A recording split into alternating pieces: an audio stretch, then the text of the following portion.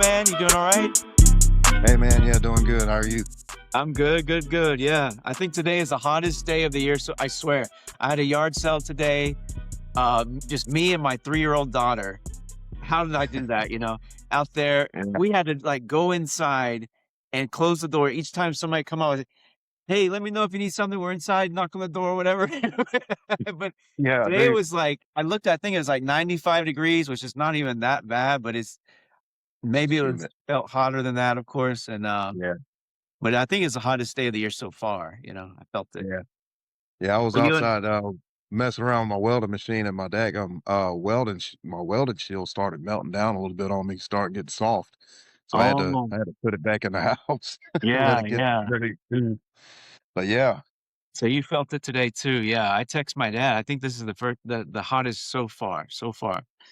yeah, It got absolutely. kind of warm like later this year, it felt like. But Yeah, anyways, can you tell us your first and last name, the name of the place, and just tell us all about the academy there, what you guys yeah. teach, and then we'll get into the stories. Okay, cool. Yeah. So I'm Daniel Deshauteurs, otherwise known as Coach or Coach DJ. And I teach Brazilian Jiu-Jitsu, but not as most people teach Brazilian Jiu-Jitsu today. I'm not competition focused and I'm not combative focused, okay? I teach Okay. Jiu-Jitsu, I think the way it was taught back when the original Gracie started teaching Jiu-Jitsu. I teach striking, I teach takedowns, I teach groundwork, and I teach you how to keep yourself safe while you're rolling. Okay, okay, that's interesting. We can get into that a little bit because Yeah. I don't really know, uh, because I'm a newbie, you know. Yeah. Yeah, you can actually. Can you go ahead right now and explain a little bit more, like Yeah, absolutely. the So, difference? man, Yeah. before jiu-jitsu started getting commercialized really, jiu-jitsu was basically a more complete system. It was what you saw Hoist Gracie doing back in the 90s was jiu-jitsu. He wasn't mixing in wrestling, he wasn't mixing in uh Muay Thai or anything like that. They were just taking jiu-jitsu as it was taught to them and using it. You know what I mean? Now, jiu-jitsu, I believe 100% is ever evolving, and I'm totally okay with that, love it.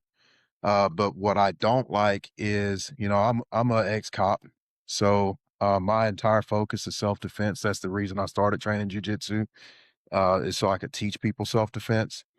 But what happened over the years is, like, you started having the people that are like, "Okay, we need to be more combative focused and take out all the pressure and just do more like karate kata training," no pressure training at all. And man, that's just wrong What because does that you're mean? I think I'm getting hung up on that. What is combative? Um, like so basically. And I exactly. don't have a super deep understanding of it. I think I Sure. turned off to it as soon as I heard that there was no pressure at all, you know? Um, so basically what they do is just like positional training and play games that kind of mimic grappling, but they never really grapple. And it's not really worth doing in my opinion. You gotta Okay. you gotta understand I'm an ex-cop, and I was military, Mississippi Military Department. So when we train hard. Okay. What I'm used to doing like building clearing and stuff like that. I don't know if you've ever heard of alert, rapid response training, stuff like that. I've done some pretty hardcore training. Okay. And yeah, in my opinion, like when you are training people in self-defense or any kind of combat, they need pressure because when life gets real, if you never experienced pressure, somebody trying to attack you in real time, then you don't know how you're gonna respond when it turns on. Does that kind of mean pressure when you say that word? Are you talking about rolling hard? Or are you Yeah, talking I about mean, like pressure in submissions? Like, no, I mean, sure. Go ahead. like, basically, if you don't know how to fight your way up under somebody that's fighting to hold you down, or if you don't know uh how to slip a punch when somebody's trying to punch you in the face, like, for real, Oh, because okay. what I mean by pressure is, like, things are not predictable. It's changing. The attack is changing. It's not, like, Yeah. passive. and combative training is mostly passive training, and I don't agree with it at all. I'm actually probably like the enemy of it, but but I'm 100%. I'll say that I'm the enemy of like no pressure training. I fully expect when I'm training people that they need to understand what it's like to be on the bottom and have to fight their way up or have to um, control somebody. You know what I mean? If you get side control, it's not stagnant. It's not you're just sitting there. You have a person actively trying to fight their way up, and you need to be able to control them. They're going to be trying to hit you. You need to be able to make it to where they can't hit you. You know So what I so mean? you're practicing striking as well, or you're allowing it during rolling? Is that part of Uh, it? yes and no. To a Yes degree and or no. I something? do what now? Like, to a degree? Yeah, to a degree. I don't we're not just, like, busting each other up. I want people to be able to go to work without looking like they've been in a domestic violence situation, you know what I'm saying? Mhm. But but if I've got dudes that are, if I got people or individuals that are wanting to go that hard, we go that hard, you know what I mean? Um, but at least at the very minimal, um, when somebody gets side control, you need to know what it's like to fight your way up under somebody that is not scripted and not using predictive movement. I Yeah. want you to be able to fight your way up under real circumstances, Okay. if that makes sense. Sure, sure, sure. I'm getting there. Yeah, definitely. Yeah. Mm. So what happens when you're dealing with a combative situation is they don't understand what that's like. You take that element out of it. You take the panic away from them. You know what I mean? And Yeah. panic is a survival instinct. Like when you introduce it, it's your brain scrambling trying to figure out what to do. Well, when you train under that type of environment, you're training your brain to get better, right? You're training Yeah. your brain in better ways to respond, and then you minimize panic. Okay, Right. so then you ever heard of? I call it autopilot, where something goes wrong and you literally switch off and your training takes over. Have you ever heard of something like that? Sure, sure. I know what you're yeah, yeah. I Yeah. mean, that can be I applied call to I different things. Yeah. so when you have, that response of your training taking over, if you've never trained yourself to operate under pressure, you're gonna be lost. You know what I mean? And I've been there. I've had it to where it's a crazy thing, like, when you've had a fight and somebody asks you, "Hey, what happened?" And you describe it, and they're like, "Yeah, that's not what happened at all." And then they show you the cameras, and it's like, "Oh, crap. Wow, that didn't happen anywhere near what the way I thought it happened." Um, Situation with me, one in particular, I was a deputy, and I was reading, jail mail, not reading the mail, but, like, looking at who it was addressed to and getting ready to hand it off to the inmates, right? And we went to a certain lockdown area, and the sergeant popped a hatch, let a guy out. I had never shared a word with this guy, never had a sharp look at this guy at all, but something inside of me told me something was wrong, and I almost ignored it. Um, I looked down toward the jail mail again, and something told me to look up at this guy, and as I turned to look up at him, he punched me in the jaw, but it's like haymaker right across the jaw. All I saw was, like, blue and black, Through the cell? and huh?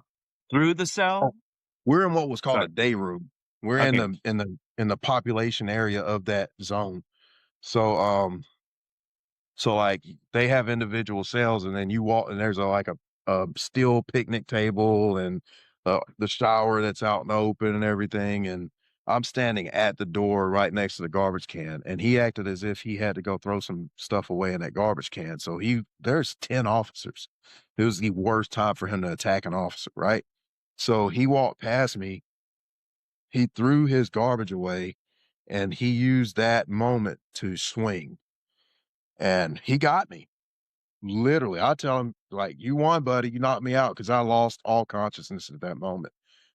And, but in my mind, I was fighting the guy.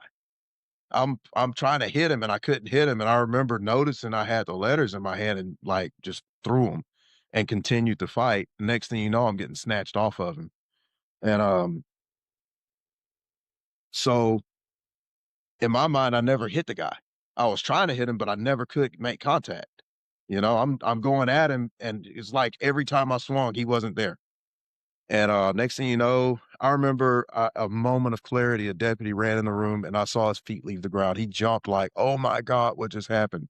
And I heard a pop, and next thing you know, my sergeant was yanking me from behind, and that's I looked up at him. I could feel the look on my face when I looked at him. Like it was a look of determination, and it was a look of I'm gonna get this guy, you know. But in my mind, I hadn't harmed him at all. I hadn't done anything. So I was a little bit shocked, and um, I don't even know, man. I was angry of what had just happened. So I literally just walked back up to the control room and sat down trying to figure it out. And when I got up there, you know, there's a guy, he since passed away. But he was kind of solemn. He's like, "DJ, you okay?" I was like, "Yeah, I'm good." He just kind of shook his head. He's like, "Is the other guy okay?" I said, "Yeah, yeah, he's good." He was like, "No, he's not." It's like, "What?" He's like, "No, he's not." So why would you say that? He's like, "DJ, do you not realize what you did to that guy?" I was like, "No clue.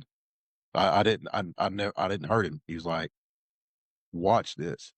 He pulled it up on camera, and it was like a spring. Those little when you go to the park with your kid, they got these little horses or whatever that sit on the Yeah, yeah, ground. They're on yeah, spring. yeah. So, like, when that dude hit me, I sprung straight back at him, and apparently that sixth sense of him getting ready to attack me, I had already braced for impact unawares to me. I was already leaning on training and had no idea. Um, but he hit me, and the second he hit me, I sprung back and hit him, and I followed that strike up 8 more times. Impacts, all right-handed impacts to his face.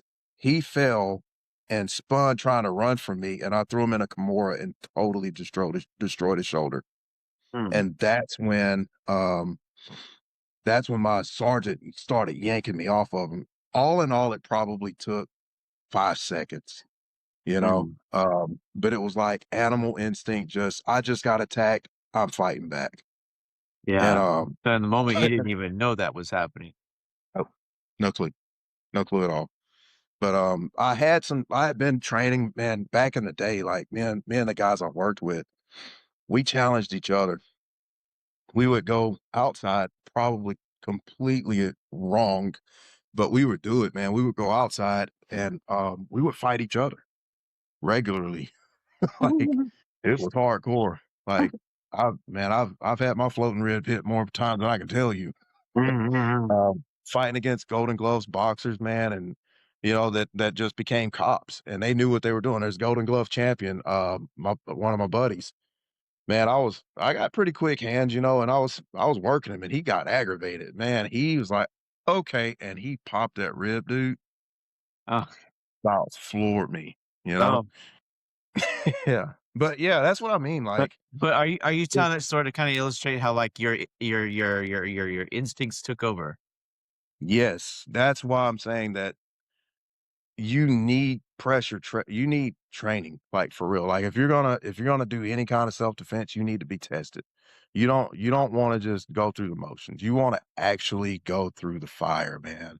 Diamonds are made from pressure, and if you ever any warfighter, every warfighter that we have on American soil is pressure tested before we ever release them overseas. Okay. Law enforcement too, everybody, you know what I mean? Even in the animal kingdom, like, every animal out there is pressure tested. Birds, you think about a bird. When a bird gets ready to fly, what does a mama bird do? Kick him out of the nest. You know what Okay. I mean? You gotta be able to fight for yourself. And if you're training and you're telling yourself, "I'm learning the martial art," but you're doing nothing but katas, you're not training anything. You don't know what it's like to have somebody really attacking you and you fight back. You don't know how your body's gonna respond. You don't know what your mentality is gonna be when that happens. Yeah. And that's why I'm so against the combatives type programs or kata type programs. You Yeah. really need to know what it's like to get attacked. You know what I mean? And in a controlled environment, it's 100%. Yeah. uh, yeah, like I've over the years I mean, you're seen, talking about like military and law enforcement, their training in self-defense, includes pressure, and that's training professionally. The military paying for it, or that's how they want it done. For actual things for actual, um, fighting that will actually take place, and yeah, I understand what you're saying, like, people who yeah, really want to know how to react in that situation should do it the way they're doing it, because they're doing it in a professional manner. Yeah, and they're putting pressure on themselves. Yeah, I yeah. understand.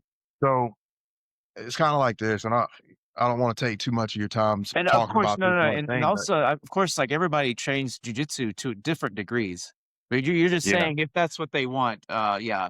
Y yeah. yeah. So I mean, and if you want combatives, by all means, train combatives. If you Sure, want sure, sure. competition training, by all means, train competition. Sure, Uh, sure. but but I'm a different animal, man. My focus is to train people for the purpose of self defense, and I don't want to ever handicap any of my students. Yeah, Does that I make sense? understand 100%, yeah.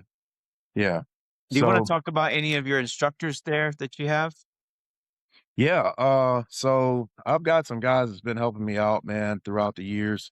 Um, Man, the one that has been with me and dude, I am not a crier, and I ain't gonna lie, dude. When I got ready to promote this guy to brown belt, I literally Yeah. cried, man. I was in my office at Aw, work and it hit me one day. Just that's so because, sweet. I've had people that have had loyalty issues around me in my Um, gym. I've been backstabbed a lot. And this guy, man, has just been down. And it's Donnie Leggett. I wish like he he may not be perfect at a lot of things, man, but he's got that down. Like loyalty is his thing, man.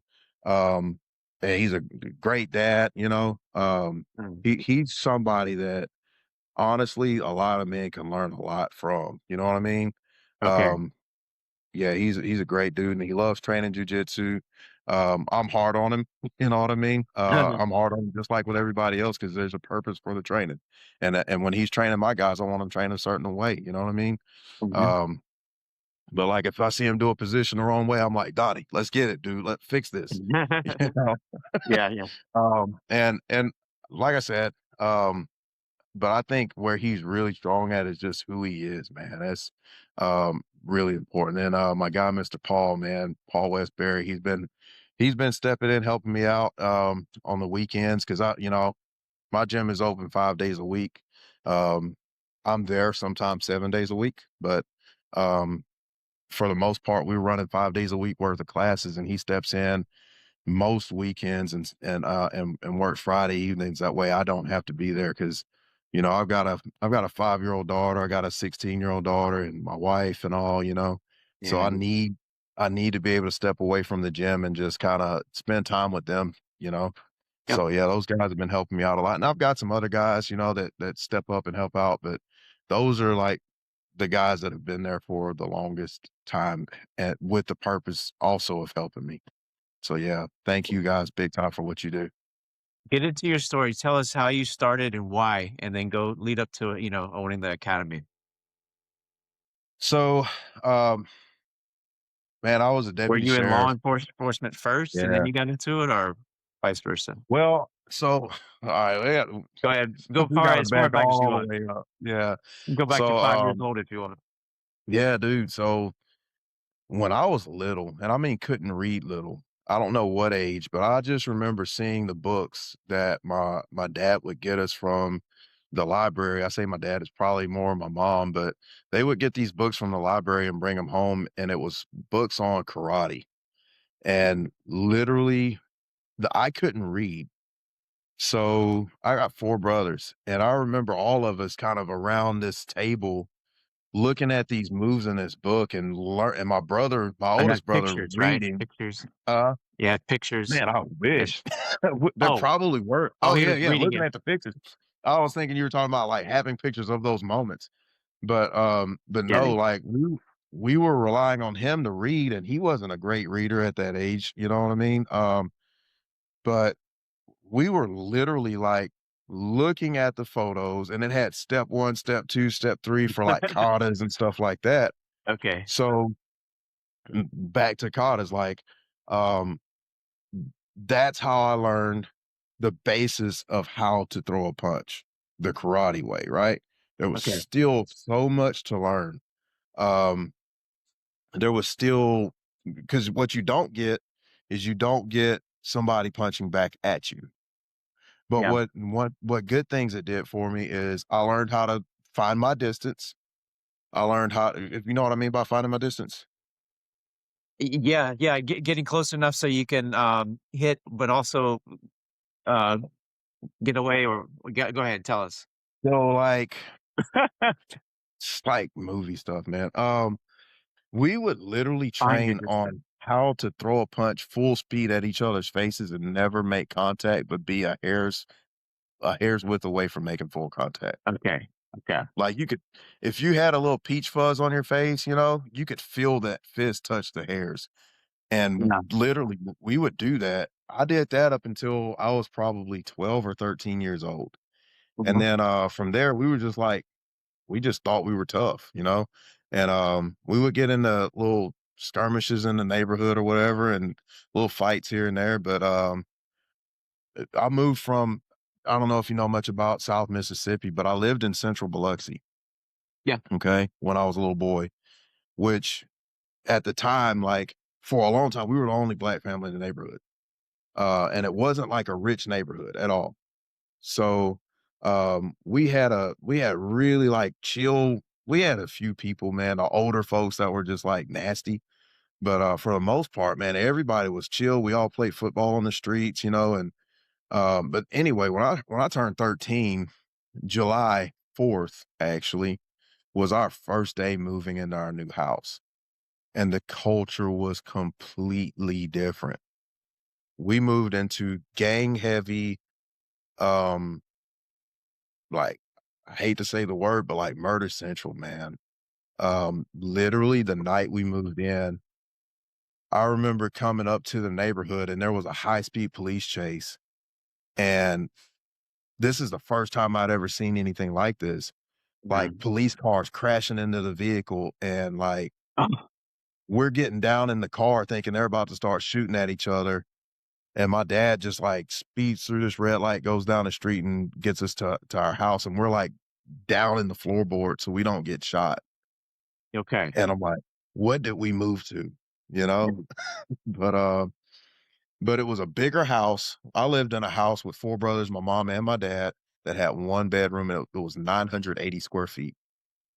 Mm. And we moved to a house that was 2,000 square feet and had 3 bathrooms, so that, was different. But, like, Yeah. the neighborhood, like, nobody talked to anybody, unless you were from there. Like, if you're from there and the people knew you, they were cool. It took a while, man, for people to start coming around, talking to us, and, we played basketball and stuff like that growing up, but we ended up in fights because we had the whole "What are you doing in my hood" thing going on, and we had to fight, you know?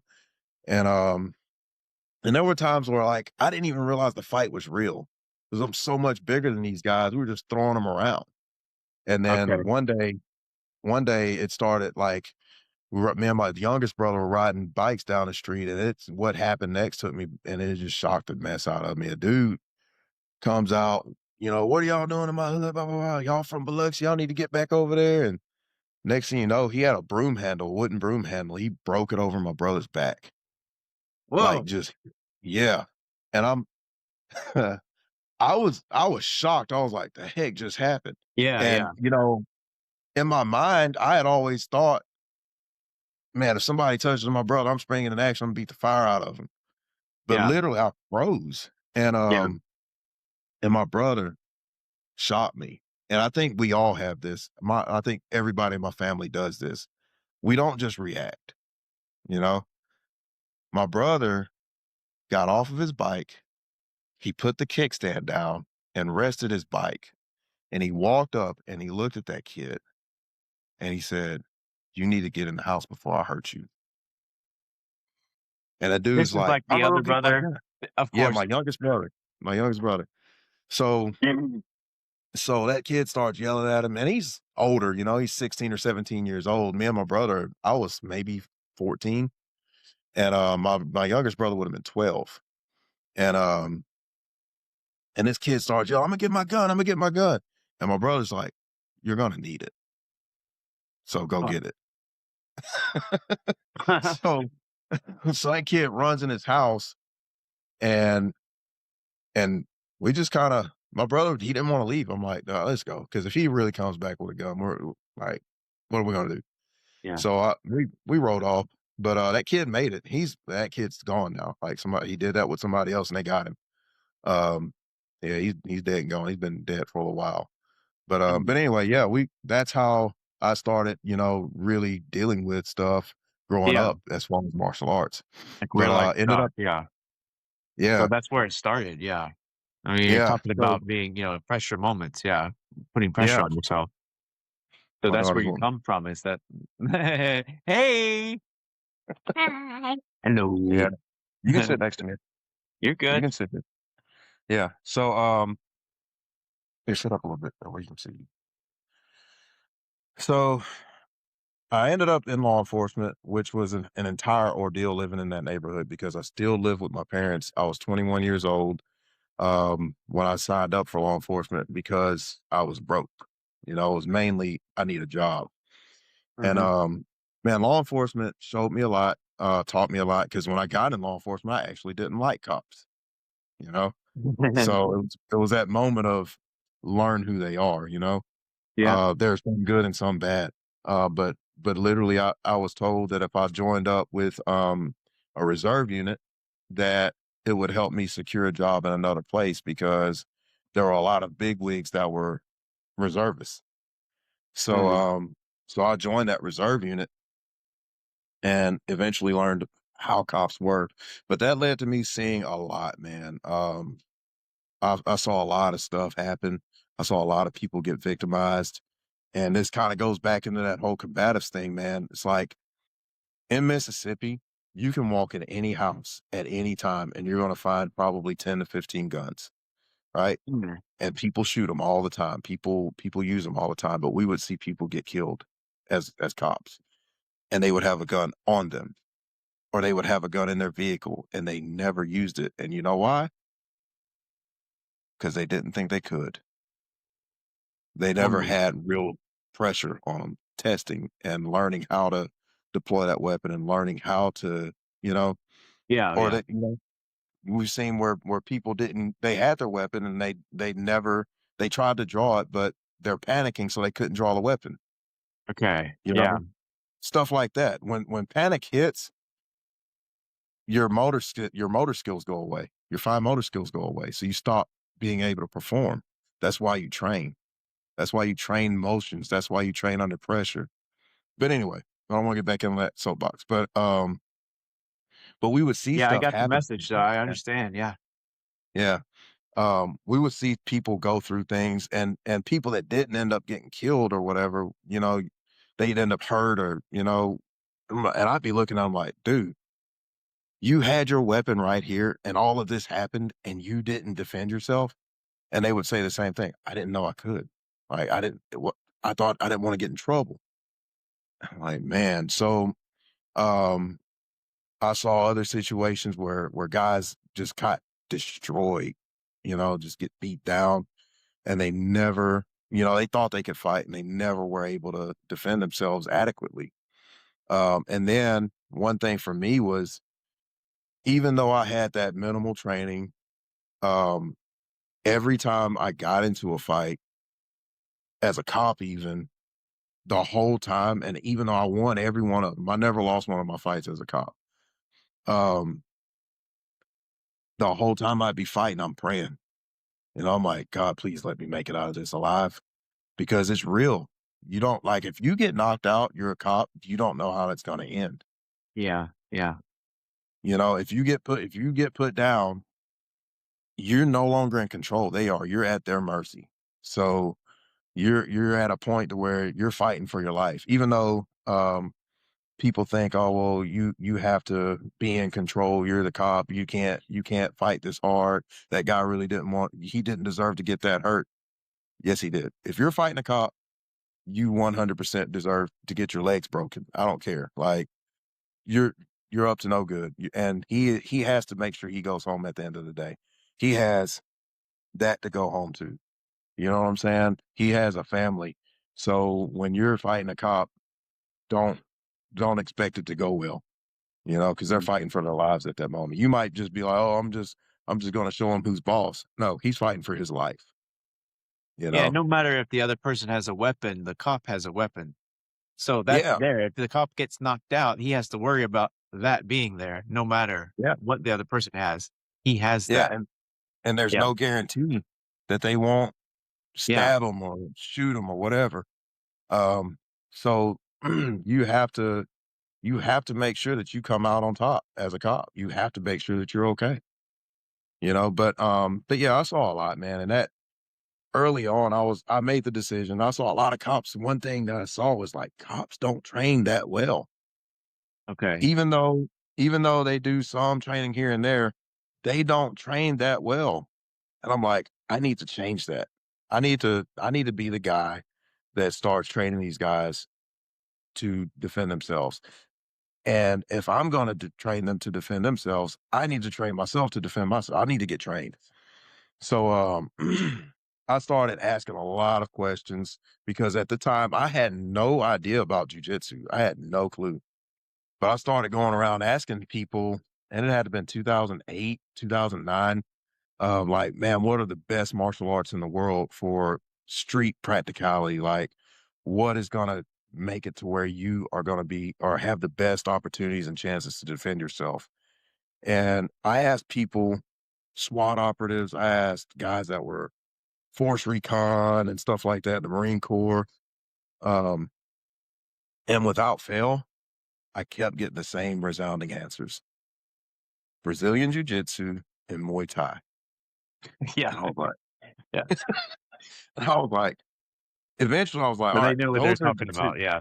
Yeah. Yeah. I'm like, those are the two martial arts that I'm going to focus on. And I would Mhm. ask questions like, why not these? Why not whatever martial arts? Yeah. Yeah.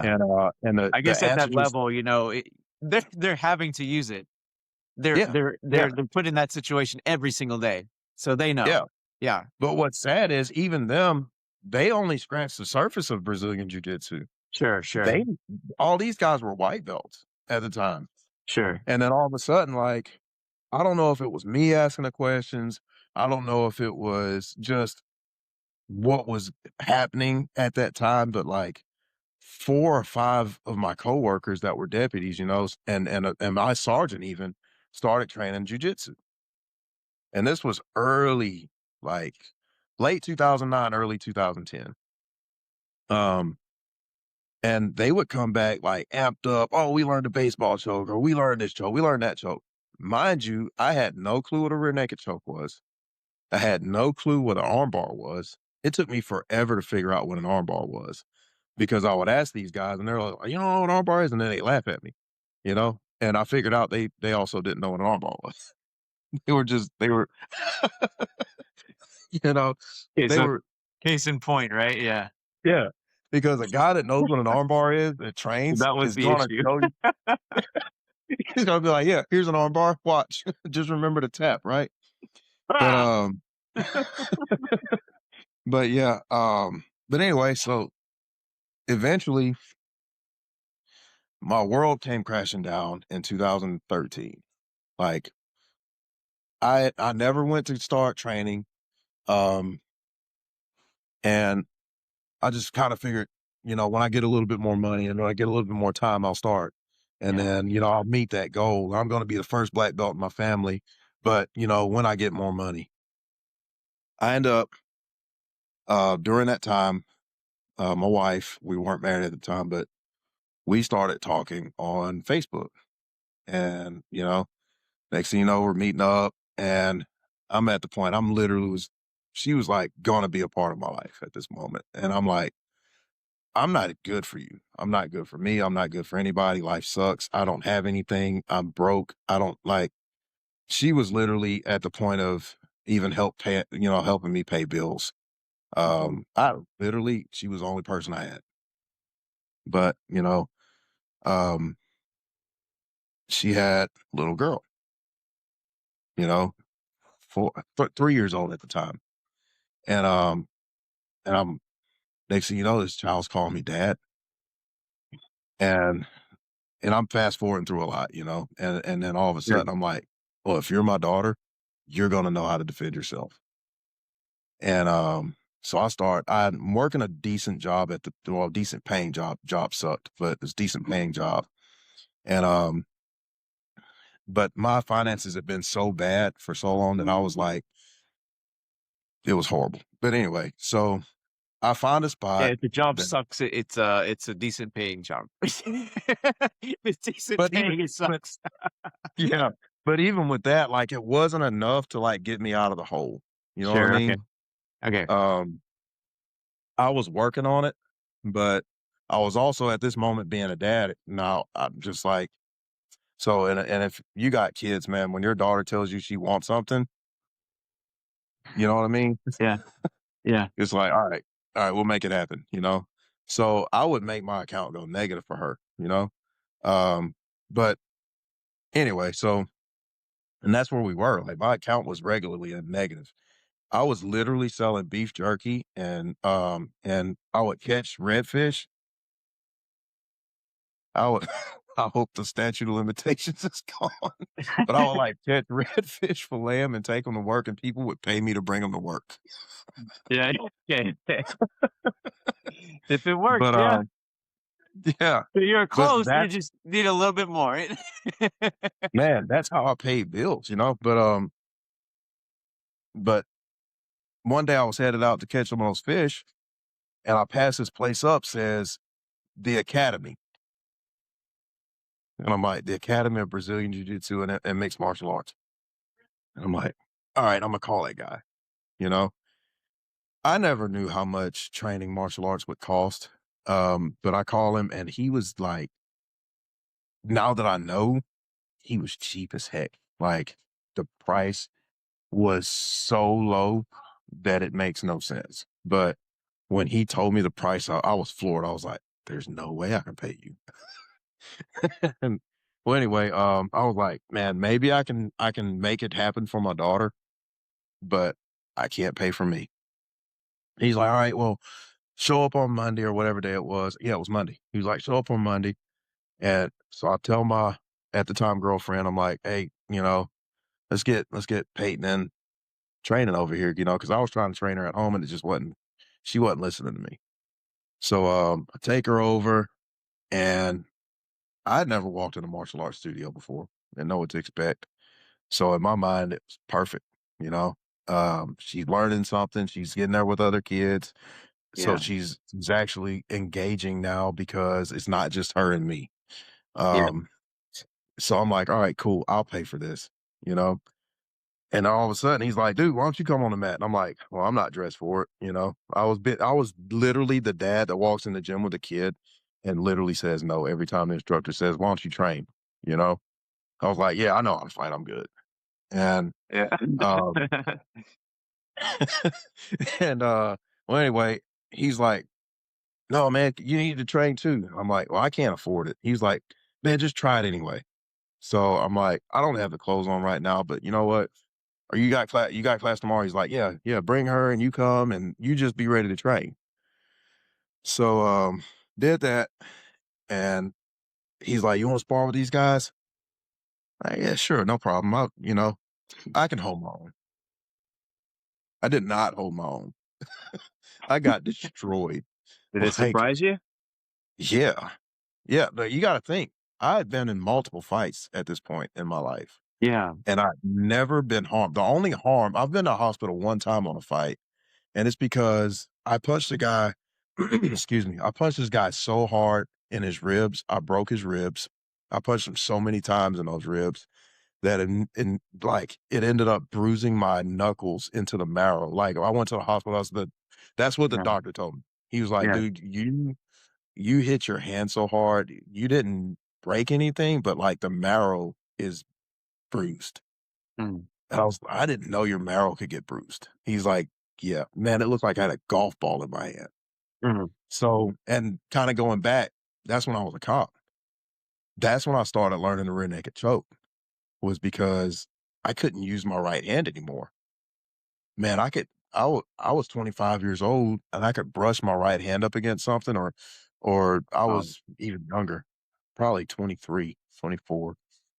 But I could brush that hand up against something, and I would literally it would take everything in me to not bawl my eyes out because it hurt so bad. yeah. But, so, like, I still had to fight, you know? Yeah. Um, but anyway, so that's how I started learning that choke, and but I got in there and, dude, these dudes just freaking wrecked me. Little guys too. They wrecked me, and I'm like, I thought I was good to go. And you talk about ego bruised, because I thought it was it. You know, I've never lost a fight. I'm good to go. It is what it is. Were Put you me in just, there. like, I'm not. overwhelmed by the technique, like, "What the hell's going on?" Or So I didn't have panic. That was good because I'd been through so much at that point to where panic wasn't a thing. I was calculated, but it just didn't matter. I was yeah, outclassed. yeah, I was completely outclassed. And, like, everything I threw at these guys, they were cutting it, and they were I was getting taken down, controlled, and submitted. yeah, Um, and yeah. So I was like my initial response was, "I need to just quit," "This sucks. I don't like it." Um, and it wasn't because I was getting hurt. It was just the ego bruise, man. It was just yeah, like, yeah. Your ego had grown a little bit, yeah, over the I wanted years. to yeah, I wanted to be safe in my own mind to think that I was good, I could fight. But in that room, I couldn't Yeah, fight, yeah. you know? You wanted to And, feel like you could, yeah. yeah, and and And you and it just could, but, wasn't. not not to that Oh, degree. no. I will say I couldn't. God helped me. God helped me for so many years. But, It's the praying when you were fighting during the fights. yeah. That's Oh, and I gotta tell you this part of it too was what it when was. I went to, a place called Malota, Mississippi Law Enforcement Officer Training Academy. That was back in 2011. I started in September 2011, and that if you never heard of this place, back in the day when I went and before, man, this place was brutal. Okay. Like, man, it destroyed men. It didn't turn boys into men. It destroyed men regularly. We had Marines in my class that flunked out because of the physical and mental aspects of this place. And What was the you name of could the say place? that Malota, Mississippi Law Enforcement Officers Training Academy. Okay, got it. The difference is, and there's a lot of I've said that to guys that are Marines, and they're like, they get offended, man. They're like, "No, freaking, we're Marine." But here's the difference: when you go to Marine boot camp, they want you to make it through.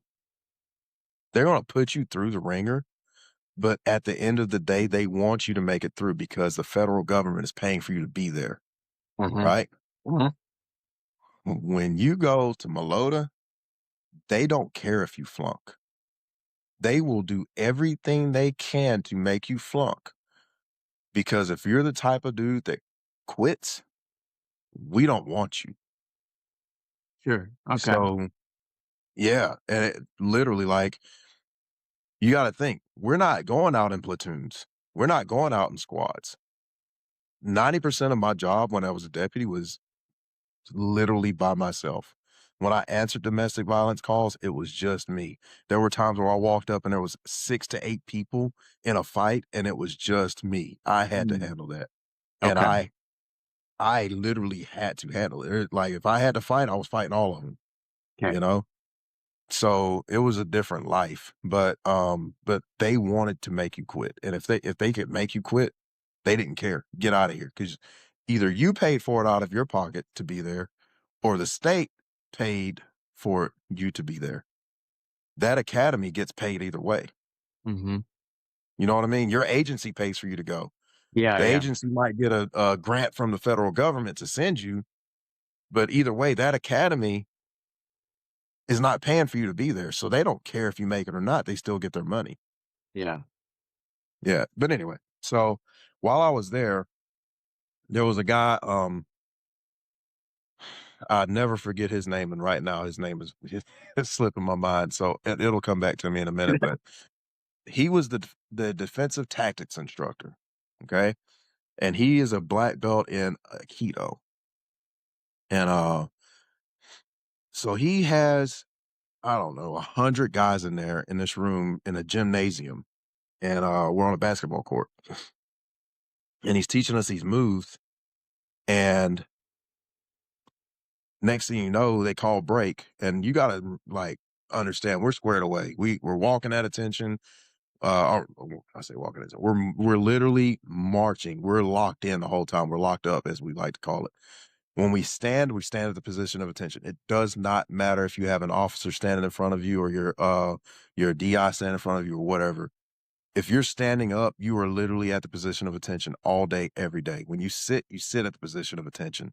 When you walk outside, you clear that hatch, you run from one spot to the next. You do not walk. It's so locked up, you can't even say the pronouns. You can't say I, you know? Mm. You can't say me. You have to say this recruit. But anyway, he pulled me to the side and he looked at me. He's like, "What kind of martial arts background do you have?" I was like, "Sir, none, sir." And he's like, "Bull crap. What kind of martial arts background do you have?" "Sir, none, sir." He's like, "Last time I'm gonna ask you, and you better tell me the truth." And I'm like, I'm about to freaking get smoked. Yeah. And he's like, "What kind of martial arts background do you have?" I was like, "Sir, this recruit read books with his brothers." Oh my god. You really And said he's that? like, literally. And Yeah. he's like, "That okay, come with me." So he takes me in this back room. He takes me in this back room, Tell me more about and these books, son. and he's like, he shows me this series of movements. And he's like, "Do that." I did it. And he looks over at his assistant and he's like, "That's what I see." He said, he did another move. He said, "Do that." I did it. He's like, "See what I'm talking about?" His assistant's like, "Yep." He's like, literally looked at me, he said, "Now go teach them." And I'm like, "Buddy, I wear the same shirt that they do. I have the same badge that they do. I am not an instructor." He was Yeah. like, "I told you to go teach them." And I was like, "Crap." So this is the first time I ever taught anybody any martial arts at all. So I went out there and I was like, "All right, guys, warm it up." And they're looking at me like, "Who the Yeah. flip are you?" And and then I wish I've never forgotten his name before. I guess I'm getting old. But I could see his face. I just can't put his name there. But he walks out and he's like, "That recruit just told y'all to form up. I mean it, form up." So everybody boom, came over and he's like, "Tell him what you need." So I was like, "All right, I was instructed to teach y'all some movements, and this is what we're gonna do." Man, that stirred up animosity in the group. I taught them for 2 weeks. I taught them defensive tactics for 2 weeks. Okay. And I would that we did it the same way. He would pull me in the back room, he'd show me the moves, and he'd say, "Go teach them." Okay. And I'm like, "Crap." So I came out of there anyway. I came out, graduated. I came out as a expert marksman, and I got the defensive tactics certificate and everything. And anyway, long story short, out of law enforcement, and now in this guy's gym, and that's where my jujitsu really started to flourish or to take place. And, well, started training with him. He asked me one day because he was like, "Just pay me when you can." I'm like, "Dude, I don't know when I'm ever gonna be able to pay you." He's like, "Don't worry about it. Just whenever you start making some money to pay me, pay me." Okay. Yeah. So months go by. I couldn't afford a gi. Um, and he gives me one day, it had been I'm guessing 3 months. He I walk in the gym and he's like, "Man, come over here." So he has this big old, like, the pool supply boxes you have next to your pool or whatever, where you open it up, you got the Yeah. vacuum and all that stuff in it. Yeah. He has one of those in his gym, but it's full of gis and stuff and Yeah. old rat guards and stuff like that. Well, he's just like throwing stuff out of it and he's digging through it and he finds a gi and he's like, "Yeah, this should fit you." And he throws it at me. He's like, "Put that on." So I put it on and it's a little bit too small. He's like, "It'll be fine." I'm like, "All right, cool." So I was like, "Well, what about a belt? You have a belt?" He's like, I'm dig one up." He starts digging through and he's looking at these white belts and he throw them to the side, throw them to the side, throw them to the side. And I'm thinking those were the belts I'm supposed to be wearing. And finally he pulls up this green belt. And this is like the point, or I'm telling you this on purpose. Like, this is the point of so much stuff on my Facebook. And I don't know if you've ever gotten to look, but I've never told these numbers publicly, but there's one post that has that green belt in it that got 267,000 views. To put that in perspective, right? So I'm 27, I think, 26 or 27 years old at this time. This is 2014. He grabs that belt and he's like, "Put that on." I have no idea how to tie this belt, you know? So I just wrap it around me a couple Funny times like I ears. seen the other Yeah. guys do and just just tied a knot in it. And he's like, "Yep, go train." So I'm like, "Okay." You didn't tie So it I go out correctly. there. Just go ahead. This is crap, man. Okay. Here I go. Yeah, so so I go out there and I just start training and nobody in my gym said anything about it. No, I just had a few guys like, "Oh, you got green belt?" And I'm like, "Yeah." And they're like, "Cool, congratulations." Nobody's like making it weird or anything like that. I have no idea. You know, I don't know what the IBJJF belt ranking system is or anything like that. So we end up going and like we start doing these seminars. He comes up to me, and at this time, I was already kind of helping him out in classes, because he's like, "Dude, if you're training for free, I need you helping me out. Just be a dummy on the mat." So I'm like, "All right." So I'm literally at every class. Okay. Um, when he tells me, "All right, we're gonna go do these seminars. I'm used to working with you, so you're going with me." Cool. So I would drive, Yeah. Florida or wherever. And the first seminar we did, I walk in and I'm 26 or 27 years old wearing a green belt. It's unheard of. Like it happens in jujitsu, but it's rare. It's like super rare. That's why there's 267,000 views on that one post. And there's so much like people's like, "Oh, that doesn't exist." Like they're angry with me for ever wearing a green belt. I didn't freaking know. But but so I walk in and literally like he was already inside. I drove to Florida to meet him, you know?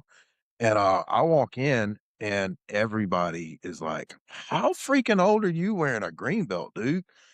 I was like, "I'm 27." And they bust out like the entire gym is laughing at me. Like, I'm like, "What the heck, man?" Like I felt horrible inside. And they're like, "That's a freaking kid belt." And I'm looking at my instructor and he's like shaking his head. He's like, "Y'all don't get it."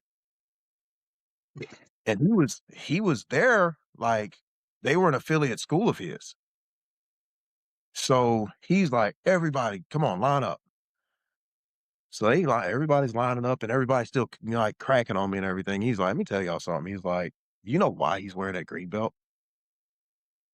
And they're like, "No, why?" And everybody got quiet at that point. I'm even quiet because I want to know why I'm wearing this green belt now. you put me in a freaking kid's belt, you need to explain, you know? That's And, exactly Mr. Dummy. yeah, so I'm kinda butthurt at but I'm like, "What is his explanation about to be?" And he's like, "I could have put him in a white belt, but he was too advanced, and I wanted to reflect that. He Okay. doesn't have the time to get his blue belt, so I put him in the green belt."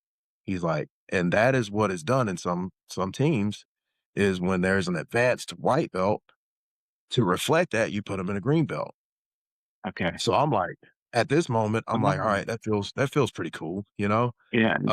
But I don't know, like, AI wasn't a thing back then. I'm not, like, typing in saying, "Hey, what's the deal with this?" You know? Um, Yeah. and literally, like, jujitsu barely existed here. There was a couple of schools, but Even with Google, you're man, having to really search what the hell that means. yeah.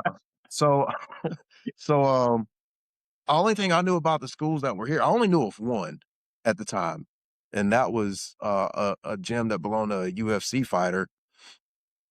And I was like, "They're freaking expensive as heck." That's the only thing I knew of them is how much they cost, and I'm like, "It is what it is," you know?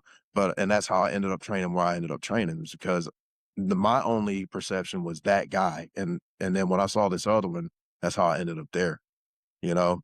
But anyway, I ended up getting my blue belt and got up to probably the first degree in blue belt, and that's when I'd already known I wanted to be an instructor.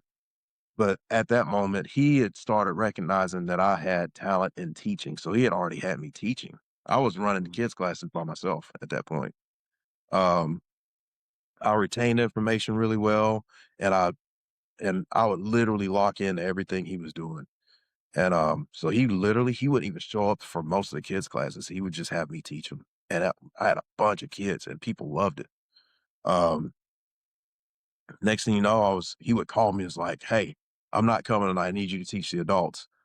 And I'm a one stripe blue belt. Unfreaking heard of. Like, this doesn't happen. That's another reason I get a lot of views because people hear I was a blue belt instructor and they get pissed. Okay, But yeah. anyway, yeah, so it's like freaking taboo, man. That people act like it's impossible. You can't ever do that. But I did it and it's part of my history. So whatever. But Okay, yeah. It happened. yeah, it happened. It is what it is. And literally I had no idea what belt ranking system was. But anyway, Right. Um, all of a sudden, he promotes me to second degree, and I had been running classes for a while. I was looking at the history the other day, and it turns out I was like second degree blue belt for like a year and was teaching classes and and stuff. Still, like I'd heard of competition, never competed. Um, I didn't like the idea of competition, what I was told what competition was, and I was like, "That's bullcrap. I'm not doing that."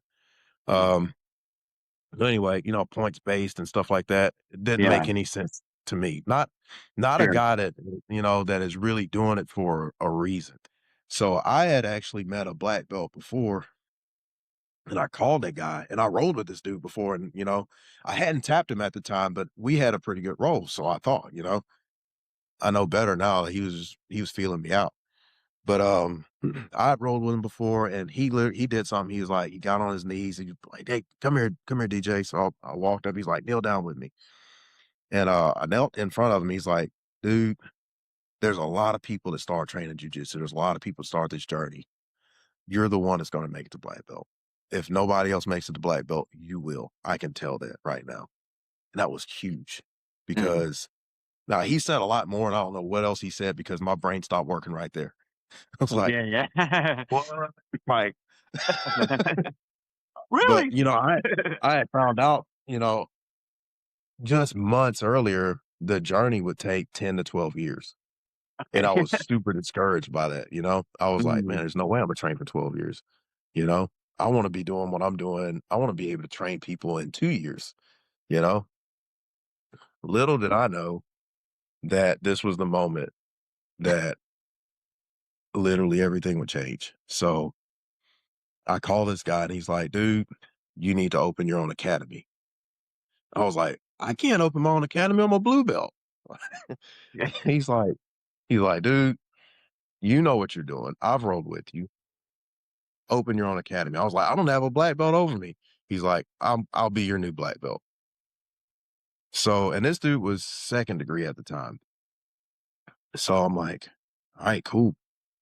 Um, but I had to remind him and myself that my bank account's negative $350 regularly, you know? So so I'm like, man, I don't have money to open a gym. He's like, if you were to open a gym or if you were to get a building, how much could you afford to pay? And I remember saying these words. I was like, buddy, if I don't eat and if I don't put gas in my vehicles, I can pay $600 a month. He's like, cool, that's when we'll start. And I was like, you're freaking crazy. He's like, look for it. Try to find you a building. So the next day, I get up, go to work, and smartphone. I guess what we called smartphones back then. I Google realtors near, in the area. First name pops up. I call the guy, and I'm like, hey, dude, I'm looking for a building in the $600 a month range, and Yeah. No eating. oh, I told him the same thing. I was like, I can afford 600 a month if I don't eat and if I don't put gas in my vehicles, I can pay Let's do 600 a month. 600. Yeah, yeah, yeah. Yeah. Let's do So let's 600. just go with 600. Yeah. And he busted out laughing. And I 100% get why, but my feelings were hurt.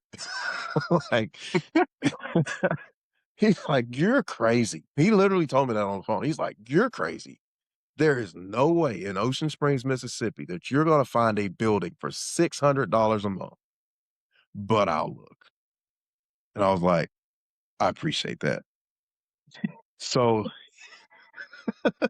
he I calls me appreciate back that, sir. like an hour later. And I remember I was working it. I was in the pipe shop at the time at my job. So I had time where there was times where I could like just kind of get off to the side and shoot a text message or take a phone call or whatever. But but he called me back and I could hear the difference in his voice. He was like, so This I little found old this lady has a building. garden shop in the garden shack in the back. He's like, I found a spot and surprisingly, it's 900 a month. I was like, I'm not wasting your time. Not doing it.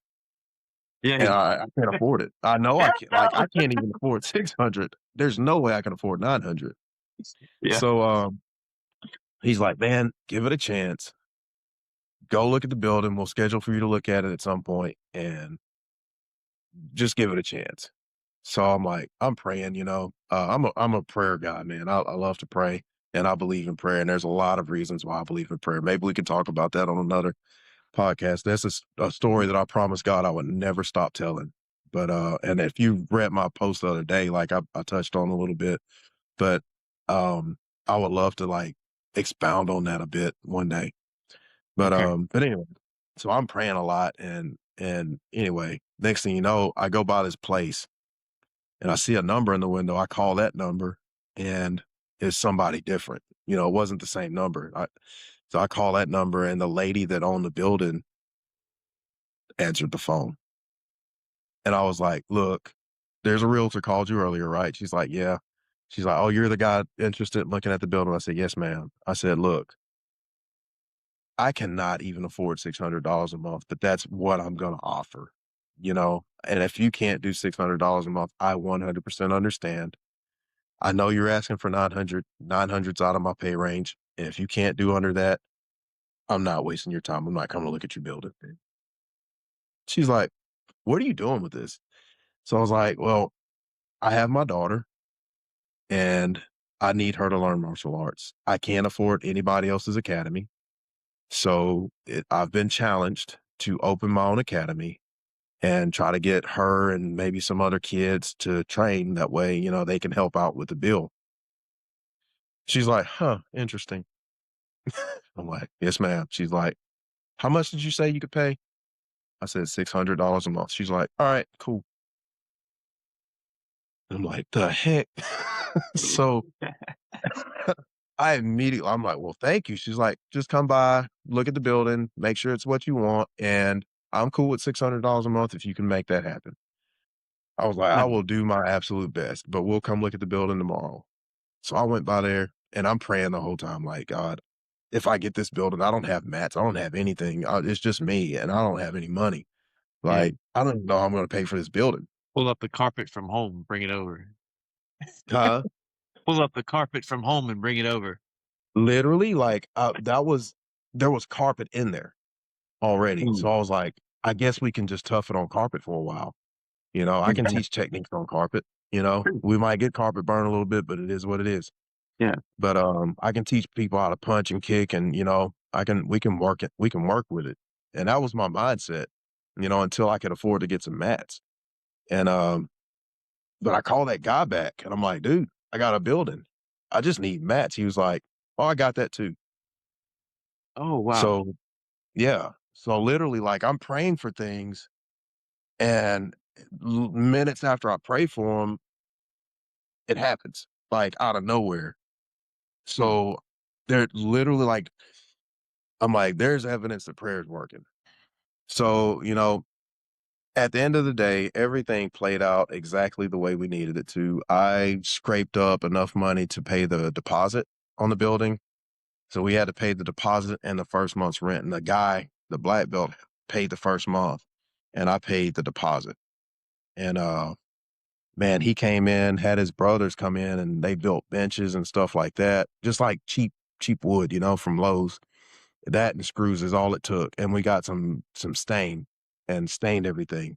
And I bought flags, I bought the Brazilian flag and the American flag, and literally my my girlfriend's looking at me, and she's like, "We can't afford all of this." Like, "What are you doing?"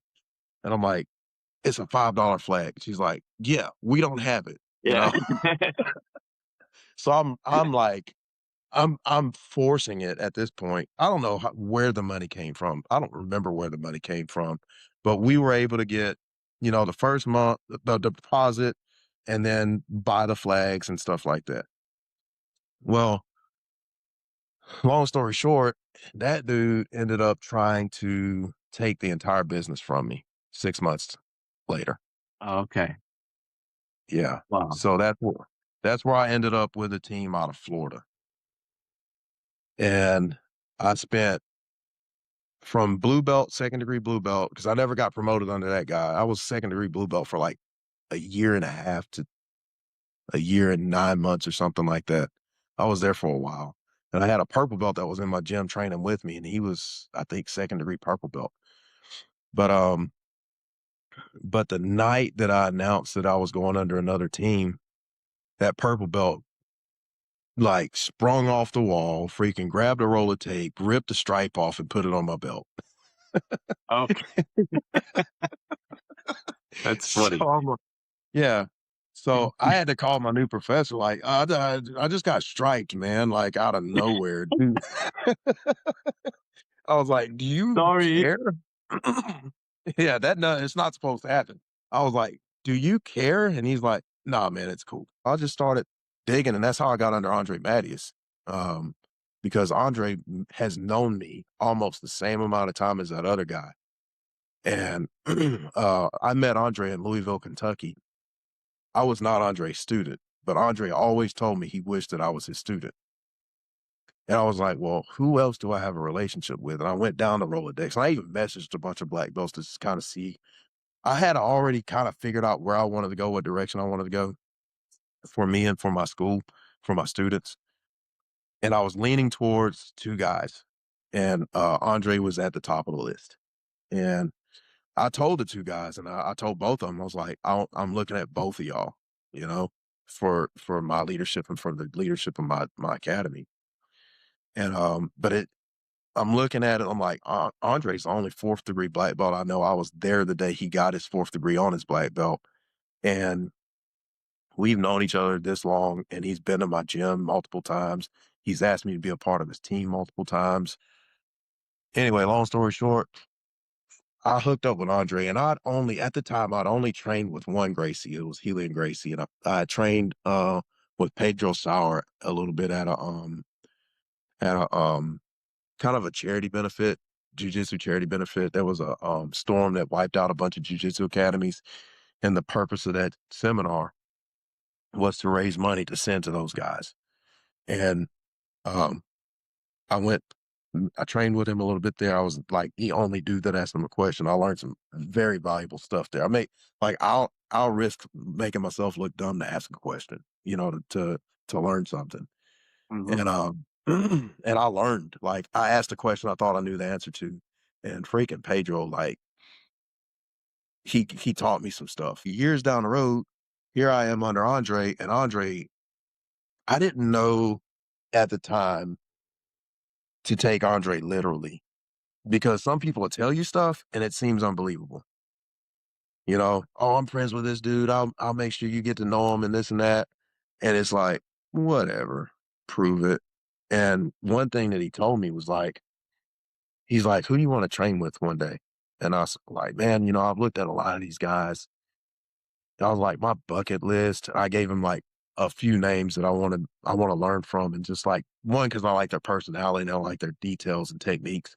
But I was like, one is Henzo Gracie. And he's like, easy. That's my buddy. I was like, whatever. He's like, dude, Henzo's coming to my house in a couple weeks. And I'm like, whatever, dude. and I'm literally just not believing him. And next thing you know, he calls me on like FaceTime or something, and Henzo Gracie's with him. Or no, he sent me a clip, and Henzo Gracie's with him. I'm like, the heck? So I called him. I'm like, what are you doing? He's like, oh yeah, Henzo came over. We're going to the fights and this and that, whatever. And I'm like, I freaking wish I was in Tennessee right now. And he's like, wow, what's up? I'm like, I want to train with that guy. And he's like, yeah, I'm gonna make it happen. So end up having Hollis Gracie, and I don't know if you know much about Hollis Gracie, but me and Andre got to talking, and I was like, I want to invite somebody, a big name to my gym. He's like, get Hollis Gracie. And I'm like, I don't know him. I don't know anything really about him. I was like, I only know these guys. And he's like, dude, I'll talk to Hollis. So he calls up Hollis Gracie. And next thing you know, I get this video clip from Hollis Gracie saying, yeah, I'm going to come see you guys, this, and that. I'm like, freaking awesome. So schedule that out. Hollis Gracie comes in. But to put it in perspective, I have been put in front of so many big name people now, and as the point of, hey, this is my guy. Like I hear him tell these guys this. Like I heard him tell Rodrigo Gracie just a few months ago. He's like, this is my guy. Mhm. And Rodrigo's like, oh, cool, nice to meet you. And me and Rodrigo Gracie have actually had conversations since then, just on Messenger. And I'm planning, and I've not told anybody this yet, and I'm gonna let you release it. But Rodrigo Gracie is planning on being in my gym May next year. So we've been talking back and forth, making plans on him coming in, and it's sounding really good. So it's looking like for my 10-year anniversary at my gym, we're gonna have Andre Mattias that Friday night, and then Rodrigo Gracie the next morning. It's gonna be an awesome seminar. You guys should come. That'd be awesome. Neato. Um, but anyway, like I said, we got a lot of story there, Yeah, man, and there's that's a an lot more. incredible story, of course. What what do you think, jujitsu, if you can sum it up, like, what's jujitsu done for your life? Like it's, personally, for your personal life. Oh my God. So um owning a gym, I've been stabbed in the back a lot. Um I had a dude that I trained, he was good, and I was making him better. And all of a sudden, like, man, we would pray with this dude on the mat. He's like crying one night because he's like, man, um, Child Protective Services left her card on my door. My daughter's biological father's been a pain in the butt, this, and that. And he's like, they're gonna put me through the ringer, and we're like praying with this dude on the mat. I'm helping him out on his tuition because of how I was done. Like, I don't want to be the guy that's like, oh, I got it free coming in. so I'm gonna charge crazy prices, now for people. No, I want to give everybody the same opportunity I got, but we still have to pay the bills. But so when somebody's in need, I would always like give them like, oh yeah, man, just don't worry about it. Just come in and train. Mhm. Well, I was just like cutting the price out on this dude, like to nothing. Down to where he was like, "Can I just pay per class?" And I was like, "Yeah, dude." He was like, "Well, how much?" I was like, "Man, just bring me $5 a class." And Yeah. and he's like, "All right, yeah, that'll be okay." Well, next thing you know, he's standing on a podium holding up gold medals, and he literally just left my gym a month earlier. We had just had the conversation a month earlier, and I hadn't seen him in like a month. And he's standing on a podium holding gold medals, thanking another coach. Mm. And I'm like, the flip, like what? You know? So one thing that I really, really am working on learning is how to spot people that don't mean well earlier. Jiu-jitsu has taught me, one, how to fight better, how not to be um not to feel like I'm vulnerable so much when I get attacked. I know that my training is gonna take over because I've been there, I've done that, and I train hard enough, with my guys and whoever else comes in my gym, to where, like, it's full on attack. These folks, some of my students are brutal with me, bro, like, freaking trying to hurt me. And I appreciate it, because it's teaching me to survive. And Mhm. that's what it's all about in my book. Um, but yeah, like, What it's go uh ahead. I was gonna say to wrap it up, what would you like to say to your crew there at your academy? And I tell people and on the gym this in the gym this all the time, and I thank God for every last one of you because you guys um have given me and my family a life that I don't think we would have ever been able to live, even though right now, like, it's kind of tough. But um even though like I charge little prices or whatever, we don't pay you guys don't pay as much as most of the other places. Um, but I really appreciate you guys big time. You guys help develop me. You keep our team on the map.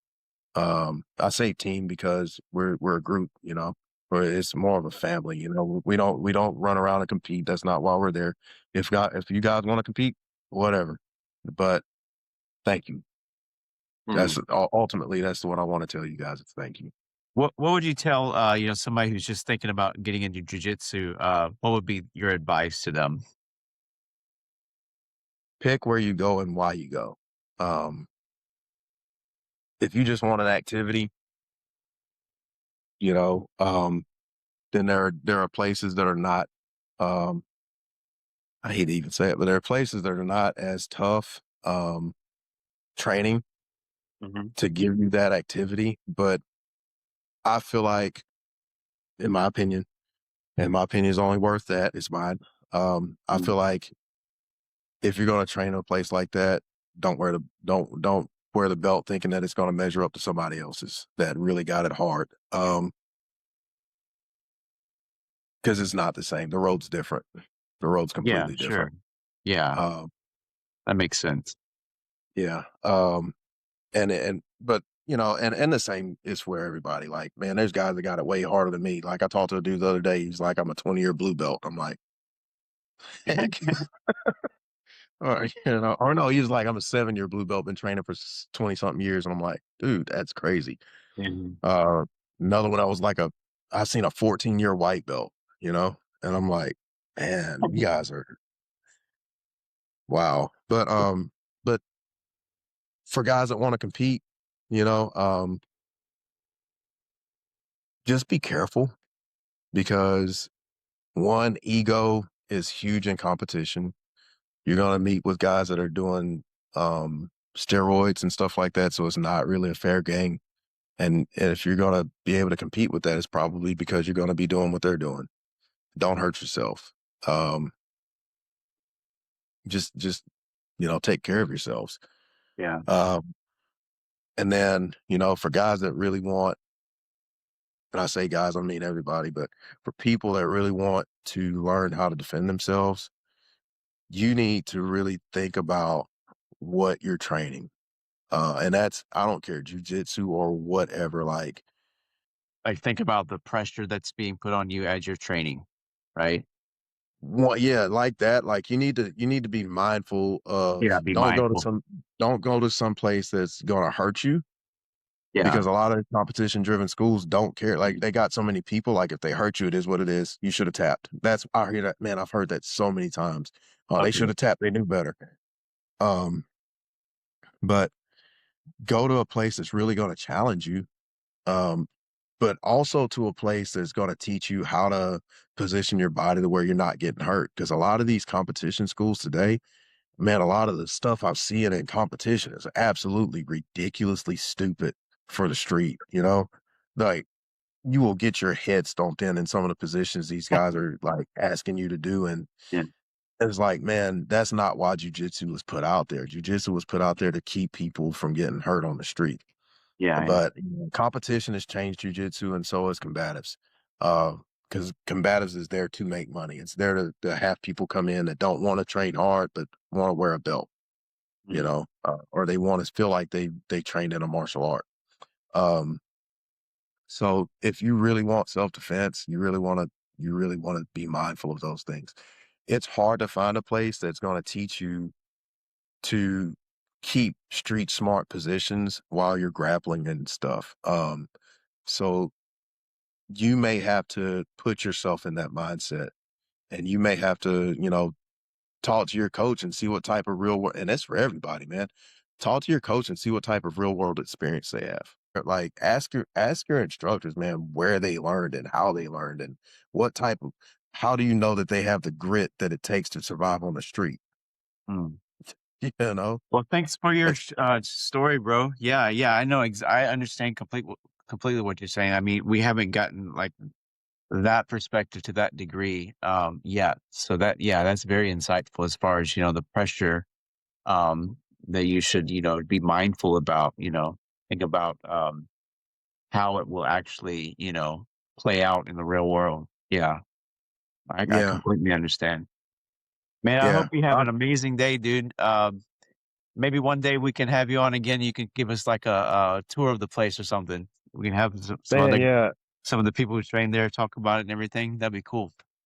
Yeah, and I know I talked for forever. I appreciate you, hearing it out, but like I said, I think that's part of why I get so many views on my Facebook and stuff like that. I'm not gonna tell people how many people are watching my Facebook, but it is a enormous amount of people.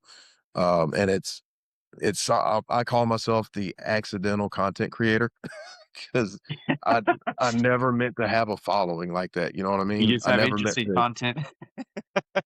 Yeah, well, I just literally I give snippets of the stories that I just gave you. Yeah, hey, and you and your son come in sometime, come train with us, man. That'd be awesome.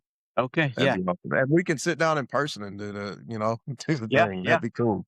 Yeah. All right, All right, brother. buddy. Thank you so Take it much, easy. man. Yeah, thank you.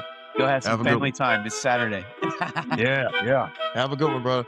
Take care, buddy. All right, bye bye. Hey, Robbie, what's up, man? You doing good today? Hey Cody, how's it going, man? Good, good, good. Um, can you start with your first and last name and the name of the place, the location, and the types of classes you guys offer? Yeah.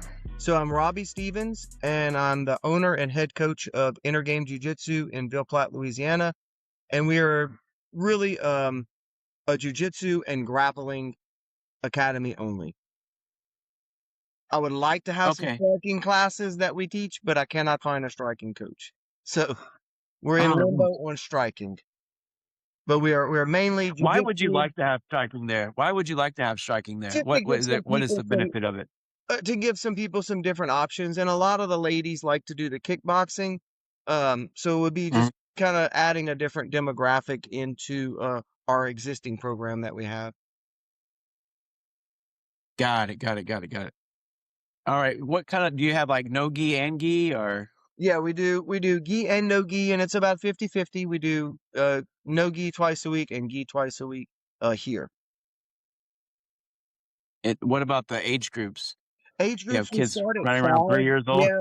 Yeah. No 5, okay. fours. Threes and fours. I don't do threes and fours. We tried the threes and fours, and it's just like herding cats. Um, so we do 5. We start at 5, and then we go. I think my oldest member is about my age. I'm 49, and he's about my age at 49. Mm. And he started with Do you no have, experience. I guys would and like to girls? say that. We do have some ladies. We have a ladies group. My wife is in charge of the ladies group. She calls it Fight Club. Um, so Fight Club normally comes once or twice a week. Um, and I think they decide on Sundays what day they're gonna come. So I think they're coming Wednesday this week. Yeah, yeah. But that's interesting. That's kinda one of the reasons why I asked, because you have a dedicated classes for, women as well, right? Okay, We used to have that's a cool. dedicated class for the women, but we didn't have enough, and the ladies that we had were okay coming to the like the big group class. And some of the Mm, ladies train and roll with the men, they don't care, and others just kind of stay with the ladies. So it's kind of up to them what mhm, they want to do, you know. mhm, mhm. What about, what city are you guys in? I can't remember if you said it. I don't think I Ville heard it. Platte, very rural community in Louis not central, it's a little bit south of central Louisiana, getting closer to what's called Acadiana. We're in Acadiana. The area is called Acadiana. Okay, okay. Acadiana with the A. Okay, Yeah, yeah. okay. Yeah, never heard of it, but I might have No, been there, probably not. I don't know. But yeah, we're very rural. Lots of But farms. Just like the closest jujitsu gym to me is 30 minutes. Just because we have mm, such a mm, small area, so one gym covers really such a large area. I mean, our schools are very small, um, and everything's just really spread out. So to drive 10 miles somewhere is, I mean, it's not, there's no red lights. mm, Hmm. What, what about do you have, like, a certain philosophy as far as, like, how you run the place or how the classes are set up or anything like that? Yes, I actually, I'm glad you asked me that. Like, That's probably my favorite thing to say is my cool. philosophy for as a coach and kind of our gym leader is when someone comes in, whether it's a kid, an adult, a girl, a boy, I want that person to be able to train and perform to the best of their ability. Not everyone has the same abilities. And that's, and it's important for, I think, moms and dads and other coaches to understand that not everyone has the same abilities. So if you can take a kid Okay. who has never played any sports ever, who is very shy, very reserved, send them to us. Send that kid to us, and just you will be shocked as the transition. And it's a slow transition. It's not going to happen overnight, but you'll start to notice their confidence is going to build. And their confidence starts building normally, I find, when their strength starts building. Um they kind of Mm, realize that they're doing better in class, you know, uh yeah. that maybe they can survive longer with a more advanced student that they pick, and they're like, oh, I did so good against so and so today, I didn't beat them, but I did good. I'm like, hey, we have to start somewhere. So that's always my goal, is to have that person compete to the best of their ability. How do you is there a certain way you kinda communicate that philosophy to parents? Um, Is it kinda I tell them that. like a conversation at the get, or do you kinda is it an ongoing kind of It's kind of an yeah. ongoing conversation, but I always tell the parents that, Mhm, because a lot of the parents, they'll just bring them and they're like, they have to do a sport, or I want them to add this sport to build strength for another sport. And so that's kind of my mm, philosophy, is we just tell them we will work with what we have within this kid, and not everyone is going to be a superstar, you know, but as long as they're trying hard, working hard, because you can take, I tell my kids this all the time. You can take a world-class athlete, but if they're not willing to put in the work, then they'll never be the best of their ability. but you could take someone who is decently good in athletics, but is just 100% committed to being the best that they can be. That person is probably going to be better than the more natural person in my mind because they have to work so much harder. And that's kind of how I was in Sure. school and in sports is I wasn't super awesome in the sports that I played, but I outworked people. And that's what made me so good was just my work ethic in the sports that I was in to not quit. Just keep pushing, keep going. And that's kind of the philosophy that we teach here is just like don't give up. Even if you're losing a match, fight until the buzzer sounds. You never know what's going to happen, right? You know, Mhm. and that's kind of the philosophy that we try to teach here is just not to give up, fight as hard as you can, go through those struggles, because that's what's going to build your mental toughness.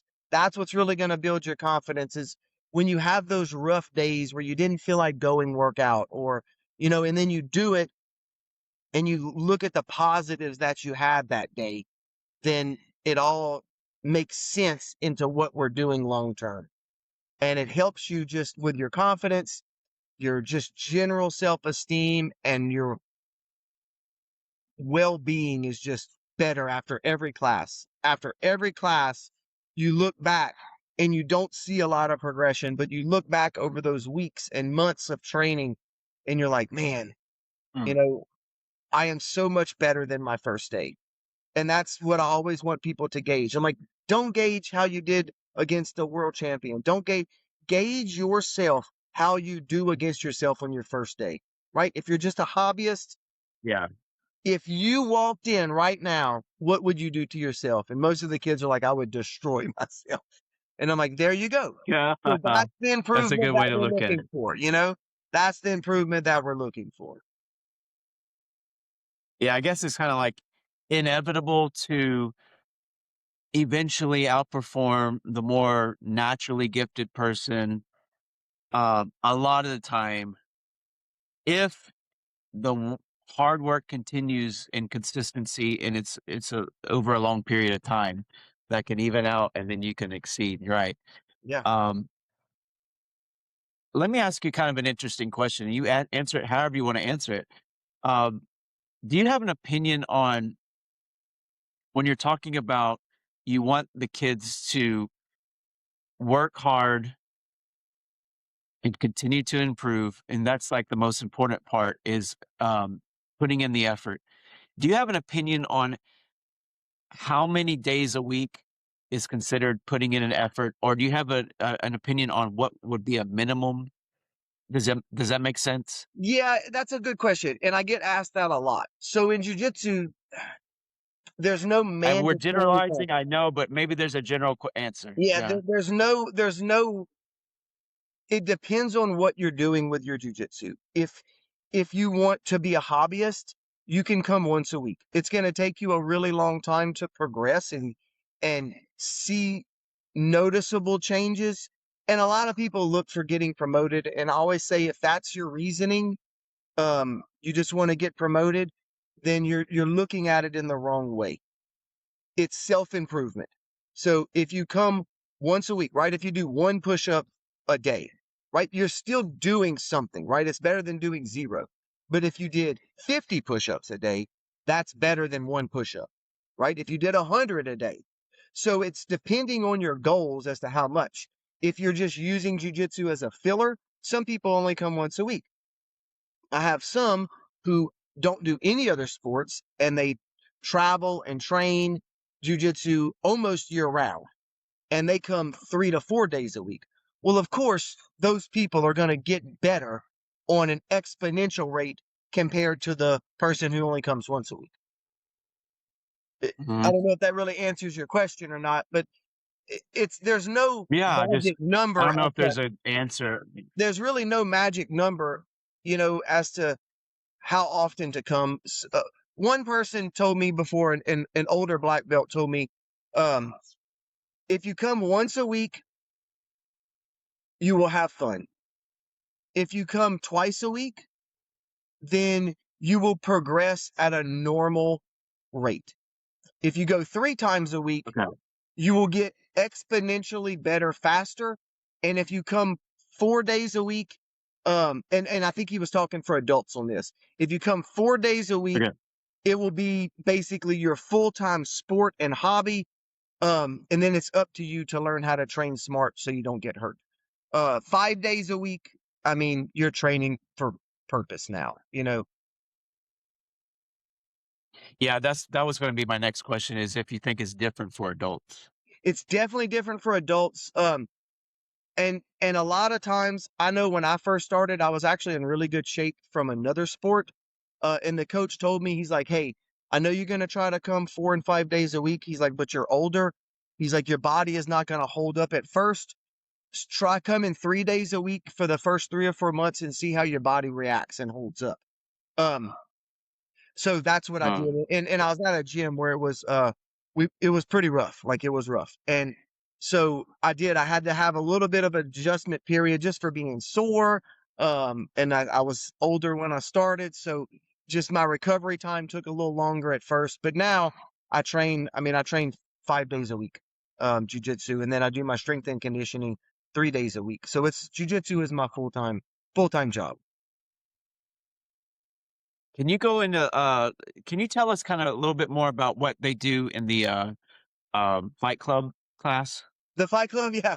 And Are I they always doing tell my wife, I'm like, you call it Fight Club, and you wonder why people don't come.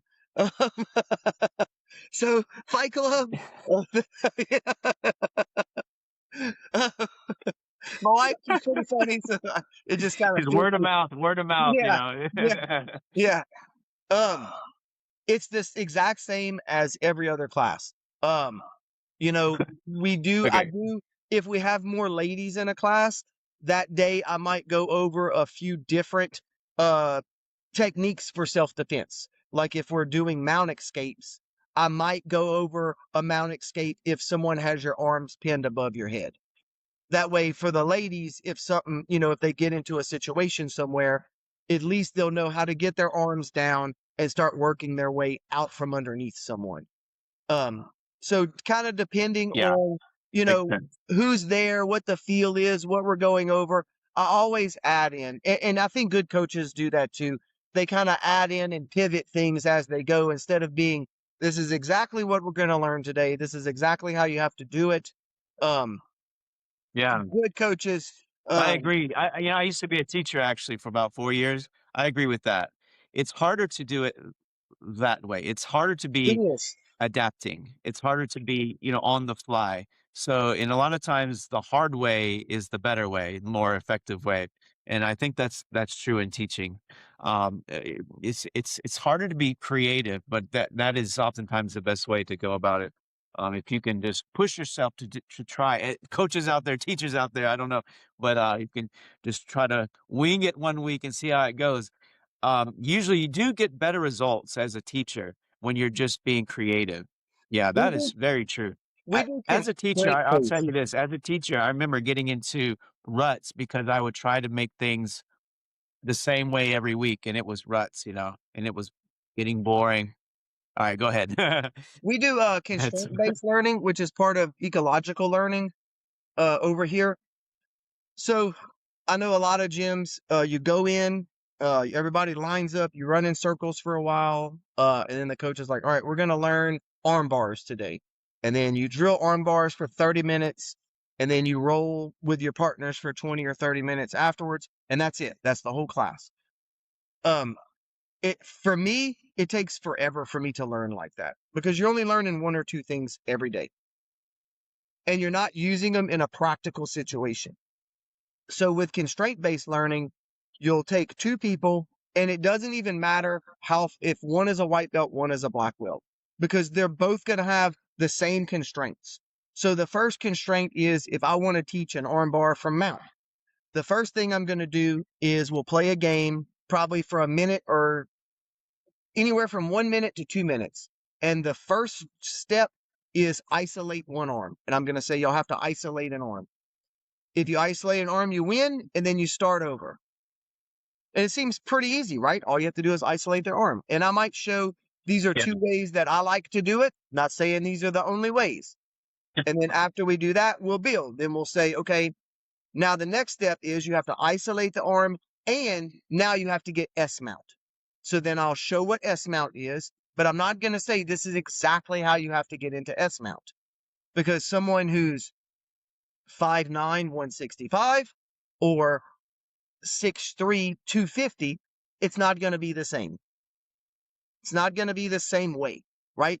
Our body types are different, ages are different, weights are different, movement is different. But as long as the fundamental basics are the same, then you can get the same results. You're just going to do it in a different way. And that's really what I like about it, because for the people that are smart, creative, and athletic, jiu-jitsu and constraint-based learning is probably, in my mind, the most fun thing you can do. And it teaches you how to implement these things into a live situation, to where when after you do your 30 minutes of letting your partner do it to you, and you go in the live round and you can't submit anyone, you can't figure out why, it's because you cannot do the first step, which is isolate the arm. Mm-hmm. What does it mean? And then we'll get into your story, but I'm trying to I understand exactly what you just said, 100%, but I'm trying to connect the word constraint with that. Can you explain kind of why the word is constraint is used Yes, for that because type of learning? you have Yeah. specific rules. So in the first, like let's say in the first one, sometimes you're only allowed to maybe use one hand. So if you're passing guard, I might say the bottom player cannot sit up or stand. You have to stay on your back, Okay. right? Like if we Okay. were doing the isolating the arm, a constraint would be you cannot do a mount escape. You have to just not allow them to trap your arm. So you can frame inside, Okay. you can do whatever you want, but you can't sweep them or roll them off. So that would be a constraint. And then Okay.